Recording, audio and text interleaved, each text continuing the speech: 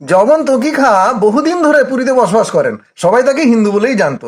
এই তকিখা জানতে পারেন জগন্নাথ দেবের ভাণ্ডারে অনেক অনেক সোনা রূপা মণি মাণিক্য হীরা জহরত ও নীলায় পরিপূর্ণ। সে আরো জানতে পারে যে এই সব চুরি করার চেষ্টা করলে তার কুষ্ঠরোগ হয় এবং তার কুলে কেউ জীবিত থাকে না। কিন্তু কথাগুলো তার বিশ্বাস হলো না। সে ওই সমস্ত রত্ন চুরি করার ফন্দি করে একদিন এক গোমস্তাকে সঙ্গে নিয়ে শ্রীমন্দিরে প্রবেশ করলো।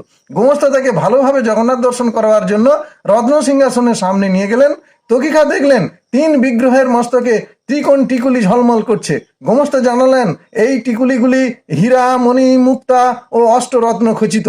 তখন এগুলি চুরি করার মানুষে তকিখা প্রতিদিন মন্দিরে যেতে লাগলেন। একদিন বড় সিংহার বেশ ও পাহুড় অর্থাৎ দ্বার বন্ধ হওয়ার আগে তকিখা শ্রীমন্দিরে প্রবেশ করে লুকিয়ে থাকলেন। তারপর দ্বার বন্ধ হলে অন্ধকারে চুরির উদ্দেশ্যে সে প্রথম বলভদ্রের দিকে হাত বাড়ালো। কি আশ্চর্য! সে দেখলো বলভদ্রের মাথার উপর অবস্থিত সহস্র নাগ ভীষণ গর্জন করে তাকে দর্শন করতে আসছে।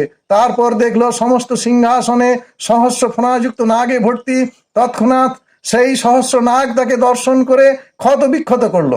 পরদিন মন্দিরের দরজা খুলে পাণ্ডারা দেখলেন তকিখা জ্ঞান শূন্য হয়ে পড়ে আছে। জ্ঞান ফিরলে সে দেখালো কিভাবে সহস্র নাগ তার দেহকে ক্ষতবিক্ষত করেছে।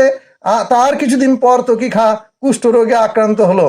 সেই তকিখা তারপর সিংহর দ্বারে এসে পতিত পাবন শ্রী জগন্নাথ দেবের কাছে কাতর ভাবে প্রার্থনা করলেন, আমি অধম, আমি অপরাধী, আমাকে ক্ষমা করুন প্রভু।